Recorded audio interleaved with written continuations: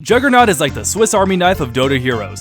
His spells have a lot of, utility and, hold on a second. I already did this! So last week I was in Vancouver, Canada attending TI8 and eating poutine. And long story short, I had a great time. Definitely do it again next year.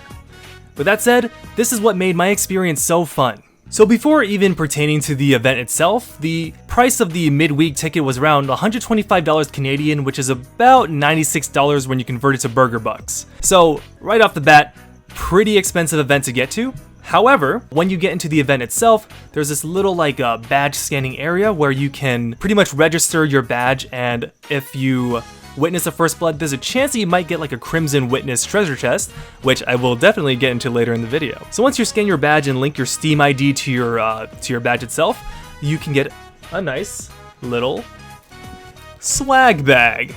So I think if you just kind of sell this thing on eBay, it's around $40 to $50, but the contents of the bag itself, well, let's see right here. So you get Series 1 Dotakin, which is around $10 on the... oh shit.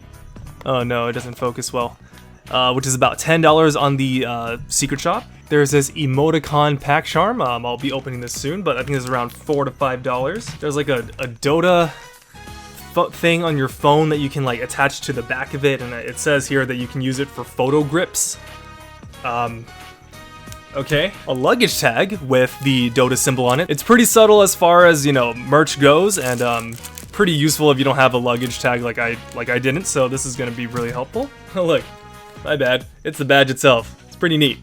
Made of plastic. We get the Series 2 collectible playing cards, and I believe this is around $10 on the Dota secret shop as well, so you can play cards and like gamble, I guess, to make some of the money back.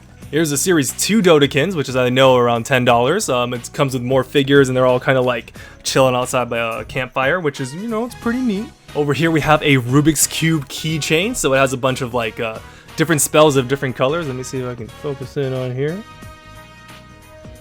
So we got the red side. Oh, look, some of these are passives.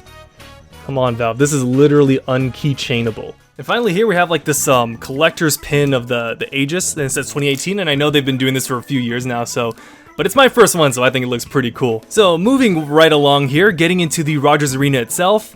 Honestly, the Rogers Arena is pretty standard as far as sports arenas go. You know, there's like vendors and everything, but I guess the key difference would be that like the interior decor is you know, just full of like Dota, like in huge murals. Everyone there is, you know, going for the same reason as you are, which is, you know, just to watch pro level games and hopefully, you know, seeing OG conquer EG after you know, all that drama that happened. So it was kind of cool to see everyone have that same sense of camaraderie inside of the arena. Strewn about, there were a couple of interesting things I wanted to note. So there was this big like graffiti wall where it was the winners of the last TI, all like the heroes that they chose, and you could just kind of like scribble on top of it. They gave us Sharpies, and you could just like, you know, write whatever you want.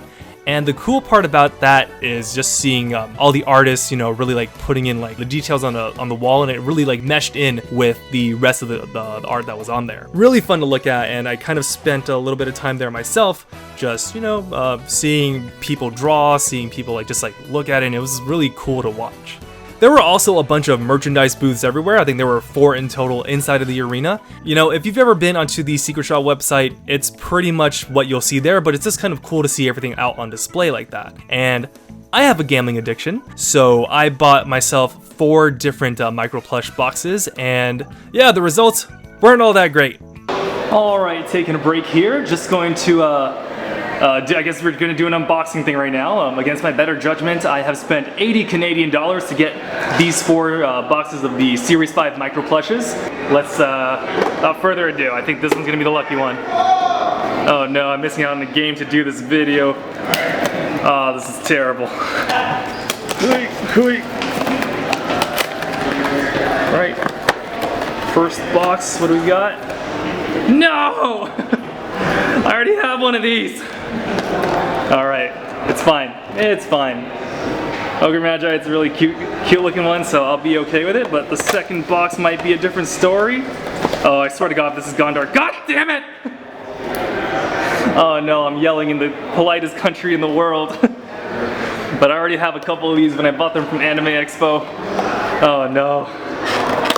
If history has repeated itself before, this next one will be Venomancer. And it is... Son of a bitch! Oh no. If this is anything other than IO, I'm gonna be very, very sad. Oh no. This is the decade of death. Oh, please be something nice. Please. Oh my god, I can't believe my luck. What is this? What is this?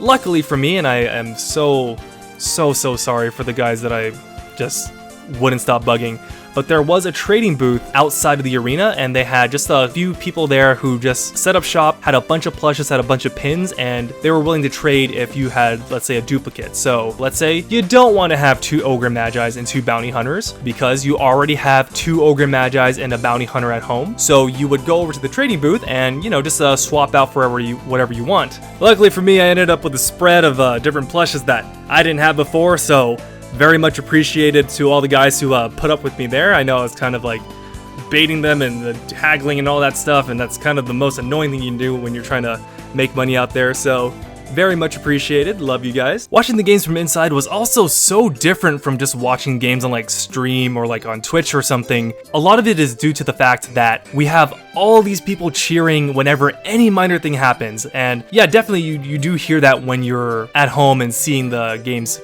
play out, but honestly, whenever like any small thing like a kill happens or like a courier dies or if a good D ward happens, everyone in the arena is like just cheering and shouting, and it just makes Dota seem so much more than just a video game, and it's just like, it's weird nerd hype.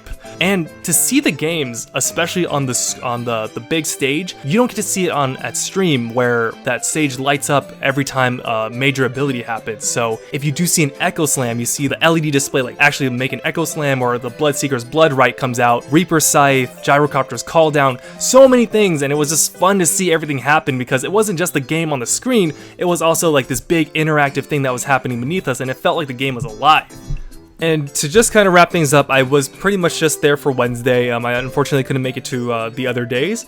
So the last game that I saw was OG versus EG. In the last game, I got the Treasure of the Crimson Witness. That was a surprise to me. It actually just goes straight into your email. It just says that, hey, you like received this treasure, and I was freaking out all about it, and I was like, oh crap. Lo and behold, I went to check the price, and it was up to $250. So that kind of paid for my trip twice over, and I couldn't be happier for it. Yeah, so if you were to go, I'm pretty sure they give out more if you attend multiple days. So I was just there for one day, and I got one treasure, so theoretically, if you go there for the whole week, you might get like 6 or 7. And that was basically my trip. I had a whole lot of fun. I got a whole lot of stuff out of it, and just, if you've been playing a game for 10 years, you owe it to yourself to go to one of these events just to see how it's like to be in a stadium full of just like-minded people.